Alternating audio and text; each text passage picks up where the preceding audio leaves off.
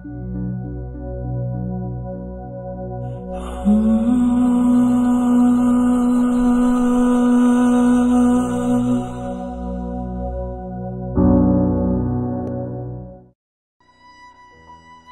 nangna aigi ifamda hairakliba wahise nongma natraga nongmadi soidana hairakladi khanduna mi pairakibani nangna asumna wakhal honglakani haiba ai nongmata thajarude adubu handak marak nangna honglakliba moong matau asidadi thamoida jingnaba amadi phawankibani nangna khalambaga aina haidorakpaga chanaraba natro coincidence haibaduni yam hena khanjalu nomasida nupadugi wahaiduda nupidu nupaduda haifet ngakna yenglami mamittu sinthaba ngamdaba pirangna nik nik launa laikre kapthokpadi ngamlamde kainaba haibase mikup amada kainabani kainaba haiba wafam silakpada miyamna kainarasi haiba akanba wahaidu khaktamak ubane adubu kainarasi haiba ngamlaklibadugi maramdi kananasu hanglamloi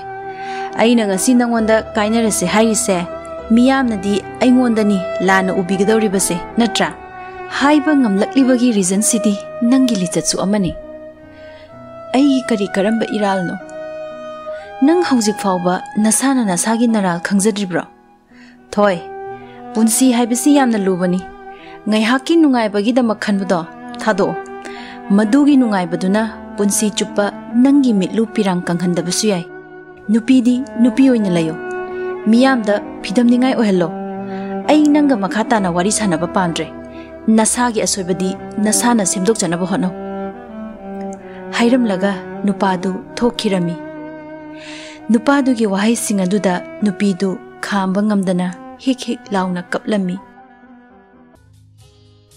khanghaudana cut cut haiduna background dagi director duna lauraklami director du yamna harauna yam fazare okay tare sida ya halasi daina sor sang no hondoklami makhutuna mamai duda saba faradabagum humai humlami bottle dagi ising amuk thaklami director daina yam improve tore handaki kapagi sinsimadi yam male tomthinsu yam natural tai director na thagat paduda tomthinsu momonoklami tomthin maya ikak kakna ngasigi di sina loiraba natro kamania director ngasigi loiba haise nangna numidang da dainaga thingnabagi sinmatek ama watli adudo hore numidang loisalasira khaliba daina kamania adudi hayengla kainom yengasida ai ngasi di schedule khara tight oye nungdang da di sangoye hayeng tawrase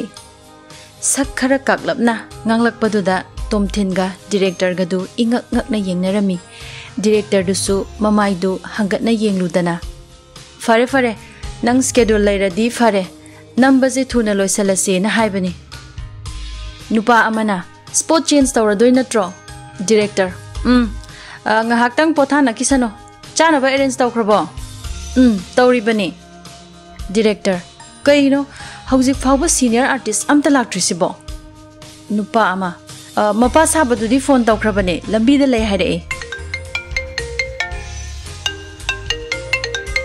tanzaduda dainagi phone ama lakselami hello oh lani kuireroi somda loire ngasigidi wa nganglabasu mamaidu makeup ki nupiduna powder bu thabibo kebi badi letri atai mi makhaisu makoi makoi gi thabakta loina sinaduna leirami phone thambaga daina kamania ai chatpa yarani na asomdaisu kaurae director ngai khone bema film kayano nangna loksali sibo daina ahumne yada tawrine aigi sindi nungdangna thengna baiduda ngairba natro hayeng tawrsi kaino dudia ai yaudaba part kai ngasi loisan biramo director hoise farese pack up tawro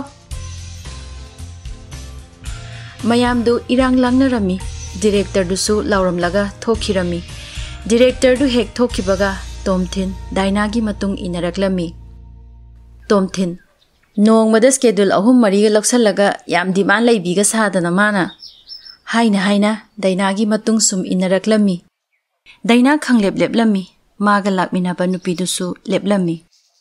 Daina mi kaya usitana nathawro kusine haina khumlaklami. Tomthin kusine budi khangine aduda acting mix up tawrdi phajakhidro. Daina aina loina manage tawni ngamnaba tawjani nangi nathawna tiye nangna ai thakpiba nate. Hairaga Daina amuk chatkige tawbada Tomthin su kainom hainingbagi mawong ama ubadagi Daina ga lakminaba nupiduna ai gari da leiramage hairamlaga nupidu chatkibaga. Tomthin ado nangaina haibado yararoidro. Daina Tomthin da haifet yenglami. Ibani gi private ke oba wadi swaida sanaroise hairamaga wa makha taramdana Daina Tomthin da hanna fawba yenglamdana chatkirami. Tomthin su leptuna leihawi.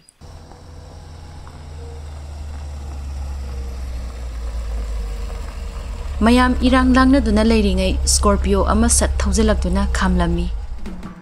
Masaga yamna nap lauba yengbada chinglemba sakchu wataba chung firal charaba wangamba gari dudagi sat kumtharaklami.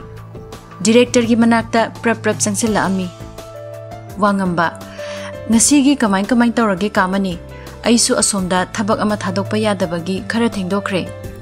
Director Hauziki de loire mama sabi moi senior artist khara ngairiye Daina su atopa schedule laye na chatkre. Oh phare Director backup tawrabane spot change tawradoine. Wangambada nupa amana juice lanselami masu lauduna chawkri duda famlami. Wangamba Fazaine sigi spot siswa. Director ngasigi sinsu phazai Daina ga Tomthin gana fazana tawkre yam natural takre nangsu yengo haifet. Camera paiba nupa duda Tomba ngasagi shot tom ta tharone. Wangambada nupa duna yenghalami. Wangamba wa kaya ngangde tuminna munna yengduna lay. Khadang duda makhutna haifet amuk nali. Director Daina ga Tomthin gasi hanagi film dagidi handaki ekhoigi film sidana hena natural tadra. Wangamba nokfet tawrami ngai hak tuminna leiraga khaktamak hairami.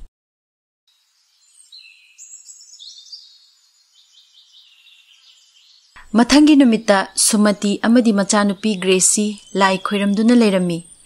Lai da phajana niyose yaifa mangol pinabiyu tawruba khudingmak mai pakpa oizage haiduna pukning changna ningjo. Haiduna Sumati na machanupi da hairamlaga ma sumami chejet ushin kirami. Mama macha animak thawai yauna lai khurumjarami. Madu loiraga mama macha dusu machin suklep leptana adumak ngangnaduna lakpada makhoigi thongal yausilami. Sumati nangna hairi wado imadi yaningdene yumda kaino saminabani hotel da kaidawruge hairino namanabi singdo sida kawro aduga kaino samino yumda loina tawra loire matamnaga matam phattabasida hotel da tawraga kai kana doino arembada pisa yamna tingnaba. Gracie yam pendana gate mayaduda leptuna as ima haiduna suktokaga lehawi. Sumati oiroi lao chango haiduna prap changkirami. Gracie makong haifet thilamaga khoirang khoisaunana mamagi matung amuk inaraklami. Sumang yoksilakpada laisabi pungkak farakta ngairibi Kritina sumjit paiduna wairam situna leirami. Sumati isadi maramo idana. Hey yengo angang sigi matok tamjo lao nangsu haiduna Gracie da amuk onsenduna hairami. Gracie di hanagi sauduna leibaga pomthoktuna leirami. Kriti kaino ngasi birthday girl sina machin banse Hanuman mu chauna pomthoga leiri sina. Gracie angang na kari khangi ha. Kriti kem nate phajakrabana sakto adumaina tawraga thialle haibibagi wanida ado horen kai chadoino birthday gi. Kriti gi wahangduda Gracie amuk hena mut hanthakibagum tawduna sakfam amuk hanjanki. Nung chaput pizani haibane. Hairamaga Gracie isau sauna prap changkirami mapa mani su thoklaklami. Mani kaidawre hairino sina sauraga changkrisina. Sumati kaisu nate ahaningai ni khopak chage na haurini. Mani Hoine, adubu kariginoba, kari hairinoba. Sumati, ho magi birthday do tauseye, adusu hotel da taugeye. Aikhoidi Mukesh Ambani gi mari matani na. Aina sida namanabi kauraga saminaro haibagi sauriba. Kriti, loire, aikoi chezi yam pakti. Mani, hoine, ngasini ko, magi mapok numito. Aidi ikaubu kaurure. Adugibu, horen kai noma sa thakara saraga loire. Kai kana nabo hotel da tauraga. Adui saruk, horen film naminariba mayam do, loina lahange. Asa athak momora sauzora kaino khara saminaraga loire. Sumati ingak ngakna mapuroibada yenglami. Moi baba hoigi film gi mi sam tarani pando sida loina hoiraga purake hairiro. Tauradi nasanupi gi mamanabi ani ahum su yarokke hairakani. Kai pizza doino. Yare moi pabungi film gi mi do tokpiro. Angang gai langbana langjabani. Mani isagi yai phaba tangkhalakpa numita aikhoigi film su mangol oinabani ne. Sumati, Mangol galoina ne, hairaga sakhibra kainom tawni. Aidi haibi de hainu, yam sarang khoirang ne, noi mi mayam do, aidi yam pamjade ko. Mani, adugi wa ngakta natte ne. Aina moidasu hana khara hawdo uremi, adugi ne. Sumati, kai haina hawdo uriba moi babadia. Mani, no ma ekhoida chapot cha sena, ado horen oina pizara se tan chare. Sumati, Paisaga yam pai banina moi badi adum sinbiyo aikhoidi yawbo ngamjaroi ko. Mani, mama, nangje likti likreda ko. Yamna sune likshalakanu. Makhoina chage na charabada kayam chadawrige. Nasa nupi mapok numisida angang mathwai nungai khiroi adumaina nganganu ne. Sumati, aina likpadagi natro ngasi imung sina mangal thokna hingise. Manipuri film gi director thut lauba ma oiraga kaleja ga su tawriye. Kauro noi Manipur ki member singdo loina ma he chakauba mo onto ase. Sumati isau sauna prap ka manung da changkhirami. Mani ngai khone masi nupi subu kamaina ngangna doino aibo likso likhraba hek hairuradi likpasina sanagi lik sadoine hairakani. Kriti su mapagi matawduda haifet nokthoi. Kriti, Baba, haujik chatladoiro. Mani, ngaihak lairaga chatni. Moi sida khara hana lakni haibani. Horen kaga se nachega nabani khara loisaminarum ko. Mi laktoi do. Namaga se amta themamu ko. Ngasi di ngan na lakani aikoi pulap la adoini. Hairaga imung lomda amuk changkhirami. Somdana. Makeup khara headmandro. Adugi reto dress siga chanaba khara watro chawba. Nupi amana makeup tawriba nupi manbi chawba da hairami. Noina khapote he. Aina makera ise ngasi khaktaro. Horen light thalakpada kam setting charaki yengo. Saurap theklap chawbasu machin haifet khumlami. Daina chawba aigidi phajaraga loire. Fajadoine aina kebadabu phajade haibra Princess Diana mandoine. Mani, noi makeup to loidribo. Chawba, loidore, loirebagumbani kamani. Mani, loisalo, haurasine, ngasidi kharangana loisanaba tausi. Chawbasu kefam thopa kebirami, makhoi atai singsu makhoi gi mathau tawduna lainarami. Chawba, ngaikhone Tomthin se film gi hero sabadagi aseng be hero olak toira kainom toksala isina nangbu kamhain tawduino nangbo. Daina mamit pairap tawna Tomthin da yenglami. Daina masak asiga sagat lai sibu nupi khudimak I love you law lairabu nupa sibo. Chawba adu orisune rasi madi yawi ko masi ngangse. Daina talida bit laite da chawba kai kananaba adui saruk oiba yagadaba amadi haibige. Chawba kai wano hairaune. Daina chawbagi nakong mayada tumina chirol tawrami. Producer wangam gumba oiradi yai. Chawba nokthorak lami. Tawrami se yengo aina khanbaga tawbaga aina khalleba adugumba ama soidana leiramganina nang se ibema nupa choose tawbaga diyam haiko adudi chance fazaba yengaga haihorodna. Daina aduda magi khangnaba leiramadi kamain tawne.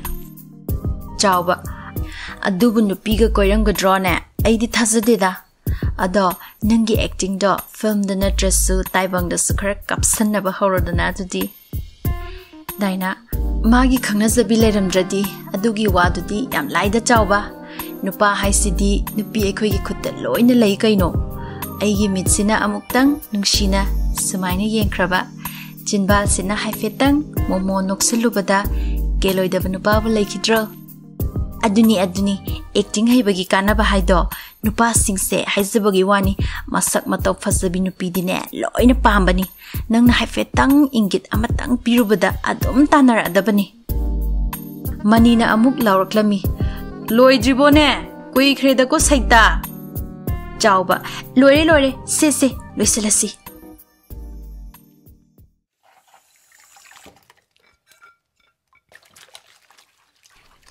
somdana sumati isuk suktoktuna isau langna kon fenglibadu chamduna leirami kai kananaba ado yam khradubu kaidobai laktoino si yengo wabana khoina loina wadoini yengo kai kananaba no aikhoi khara khak chaminaraga lore Manipuri film gi director kaknau thut lawbi ama oiraga kaleja ga su tawruri male Gracie mama ga kon fengminarambadu handakti mama na isau langi badu masu mathwai nungai taba faurami Gracie ungduna tapna kon du fenglami sumati su machin suklep lepte isau langna machanupida haifet yengkhatlubada Gracie gi makselaba maithong du urami machanupi mathwai nungai tre haiba haifet khangbadagi masu wa ngangi badu chap leplami sumati kaidawrage nangna amo Gracie imana pamdradi to ase haikrase babada ngasi aigi ipok numit afafa tangkhalakadaba numit sida imana ngasaidagi ngangi ba mayamdo aigi mangol fangadaba mande Gracie mapi ira chelami kon fengi badu loisendana makhut hamdoklaga mahaki karomda changkhirami sumati karino ne masi angang sibo aina haibase amuk warau khraba mali onthokna mana jakhreda ko mapam chase hairaga kon fengbadu mana loisilami Kriti ima ai kari tawroge sumati aduga lairi nachedo amuk sauraga sangkre amta thengmusu chalo amuk kappaga leiramani asi sune mapaga chap hek mane chauna cross tawba khaktani noina hairise Kriti su wa makha taramde mama da haifet yengamaga machege ka da changlami mache du famungda sauna tumduna leirami Kriti machegi manakta sat famtharami Kriti kesanabadi hairene ahani oi oige yam pakte koi chena hogalo se che imana maroma nangna marolama Gracie taning de cho angangna kai gi taning driba ado iche ngasi film star singju laktoi natro adudi dainaga tomthinga su yarok toi natro khangde amta ai tomthinda masa yam phasabane Gracie fuk launa hogatlami tomthin gaina mana hanbai type ta Kriti handrusu ko ya dro haise ado horendi khara ke ko iche daina hoidi machum ta na keraga laktoi oiramni mi film star duga aiga mana ya bro moina artificial aina natural already yaraba natro Gracie su mathwai nungai taba kaukthokhibagu momon noktho ure Kriti hogolo che kaga se khara singdo silao mi gi mamang di kai je machin manau ka loisin minaduna leirami asomdana shooting tawfamda makhoi mayam su maihak pothanabagi wari watai sanaduna leirami chawbana hai aikhoi di free ne bu hairadi loina yare ka amani nupa amana amu ate pamana pambani free gi nupi di pamunuka chawba chohe tukhat sadra asibo engonda haini na hari sibo yam otai haiba nupa ama nangna tawri dudi ota dabanina chawba aibu ota bi kaina haini mase aina faman magi tawrabani ko nang natradi nahana nasamdo pairaga horo unga khongbanda langkitabani nang mani as chawba yare se chawba kamani ado kamani gi chanupi karambagi na birthday se mani ichanupi ahan gine Magi birthday gi nena pizza banateda noina wakhal amada chatkini noi mayam se aina kainom pizza ge khalakpa kuiraba aduda ngasi matang chare na tawbane wangamba yaraktribo laktri hari ro mabo Tomthin su mani gi manakta changlaklami Tomthin kamani ai chatlamage mani ngai khone aikhoi pulap aikhoi da chase hainaraga amada amuk lawrami tomba wangamba laktribo amta phone tawne haibaga tawbaga wangamba su laklami wangamba kamania kamai tawrage mani ngasi gi di loisalase na loisale wangam ngasi di aikhoi da kai no oina charurasi nangsu laabanina aikhoi romda pulap haidakrasi wangamba kai leige haise kamania chawba aikhoi kamani gi machanupi gi birthday gi ne wangamba adudi aisu ahaw athum khara leige kaino kamania kamani gi ichanupi kayam chawrage haise chawba kaino he mi lei sabi ne mani ha adugi nateda noi mayam se aina sum kainom pizaning dana tawbani wangamba yai kaide kamani aisu kainom di konge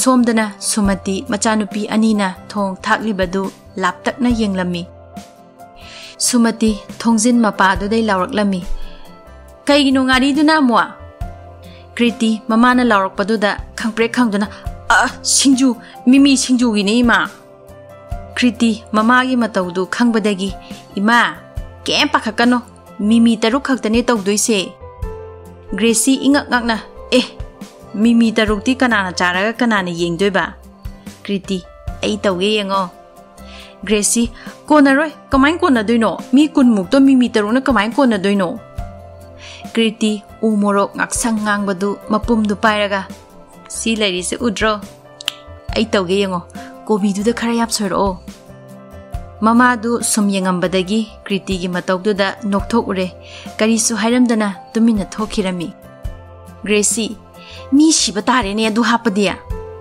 kaisu siroi ko sidana bane machi da kitang haptoise iche gi chawdo kya watlige wali kaigino moro atek pase khara hap khu iche as si morok si thajadana yam sabane haba kriti mi chaba ngamaroi yamna chadana bane yare nangsu ima ga chapek mane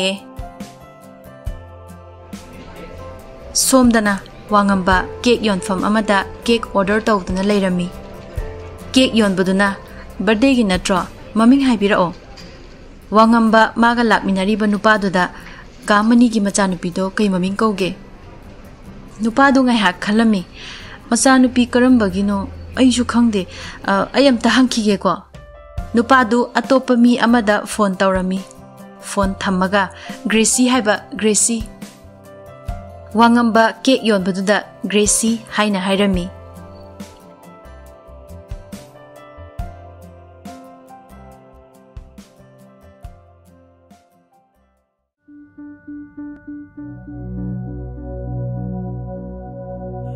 Ooh.